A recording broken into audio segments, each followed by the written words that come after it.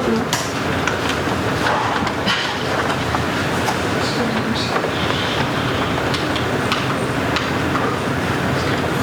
hi everybody, my name is Morales. My major is chemical engineering.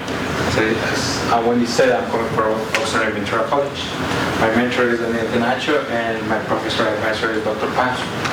And today I'm going to talk about preparing silicon surfaces for 3-5 epitaxy. So, this research is important because nowadays, all of us, we have cell phones, and these cell phones contain internet. Because we are using a lot of data, we are increasing the data traffic, and we need to find a better way to transfer data from one server to another. Back in the day, they used all electrical wires for long and short distance communications, but with the invention of the optical wires, we switch for long distance to optical wires, and for short distance, sometimes we use optical wires. But we are still using electrical wires for chips because it's to handle and it's more efficient in short distances. So we have the silicon that is a well understood element for the industry, and it's not expensive, but it's not a good light emitter.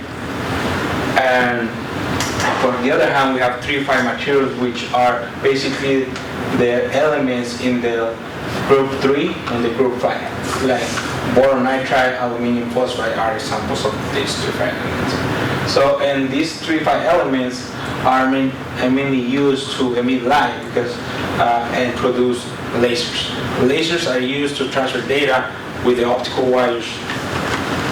And so our main goal is find a way that we can combine these two great technologies that we have and make a device where we can produce 3-5 materials on top of the silicon, and we're gonna use it to mainly bring this technology to chips, so we can handle all the data in basically chips. So, and using all the photonics in chips. So, but it's not easy just to grow 3-5 material on top of silicon because silicon wafers have some impurities on the top and organic components. So these organic impurities are basically the native oxide, and it's not easy to grow because we have the silicon and the 3-5 crystals that are not the same. So they have some symmetry mismatch that when we grow 3-5 material, it's going to have some defects. So we want to clean the impurities of the surfaces. We're going to actually selectively clean the surface where we want to grow the 3-5 material. If we don't clean the surface, what's going to happen is we're going to have a lot of defects on this 3-5 crystal.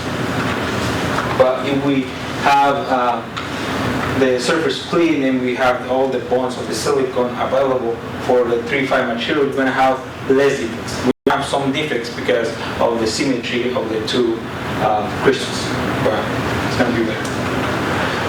So the main procedure for us is going to be cleaning the surfaces in order to grow the 3-5 epitaxy. So we're going to have this wafer, it's going to be as received right here. So this is a native oxide. It's going to have some native oxide. This native oxide is coming from the air. The oxide in the air. And also we have some more organic impurities on top of the surfaces. And we have two ways to clean this wafer. If we use solvent, we're going to remove only the organic impurities on the surface of the silicon. And then we're going to introduce our sample to the ultra-high vacuum. And we use the acid and solvent, we actually going to physically remove part of the substrate, like the native oxide and organic impurities. And then we're going to introduce it to the ultra-high vacuum system. And this ultra-high vacuum system is a seal system that is not air in there. So it's going to be available to remove all the contamination. Is not going to be one more time affected. So in the ultra-high vacuum system, we're going to anneal, which is going to skin the sample in order to remove the oxygen and carbon, which is all contamination. So in order to make sure that our sample is clean, we are using XPS. It's X-ray for emission spectroscopy, which is also in the ultra-high vacuum system. So this is basically read the surface of the sample, and it's gonna tell the elemental composition of the substrate. And how it works is very easy. So this X-ray is gonna send some energy to this sample. When the energy of the X-ray hits the atoms of the sample, the different levels of energy of these 2p, 2s, and 2s have different binding energy. So when the electrons are so excited, they're gonna leave. When they leave, they're gonna pass through this electron analyzer or electric chamber. What it does is read the velocity of the electron. Having the velocity of the electron, we can calculate the kinetic energy. With the kinetic energy, we can subtract this amount to the total energy given by the X-ray, and we're gonna have the binding energy. With the binding energy, we're gonna have this spectrum. And this spectrum, because every single element has its own binding energy at different energy levels, so we can know where are the total impurities or the total elements that we have in the sample. So the XPS spectrum looks like this. So this is a graph with binding energy in the X and the Y, the intensity, counts per second. Counts per second is telling us how much of the sample is on the substrate. So in this case, we're gonna have silicon. We know that because it's a silicon wafer, but we have the carbon and the oxygen, which are our impurities in the sample. So after anneal, we know that we almost get all. We actually take out all the oxygen. In this case, what we're looking at is at the peaks that gives the spectrum. But for carbon, we're not able to remove all the carbon in this example. This is just to let you know how we read this, the XPS. So for us, the most important thing is the area integrated in the curve. So this means that the area is how much of the sample we have in the substrate, or how much element we have in the substrate. So for these three substrates that we did, the ultra-high vacuum procedure was constant for every single one, so the calcium and anneal. But before we put the substrate into the ultra-high vacuum system, we clean the substrate 1 with only solvents, and then substrate 2 with acid solvents for resist, and substrate 3 with solvent and acid. So our results gives that substrate number 1 with only solvent has a lot of oxygen but remove everything.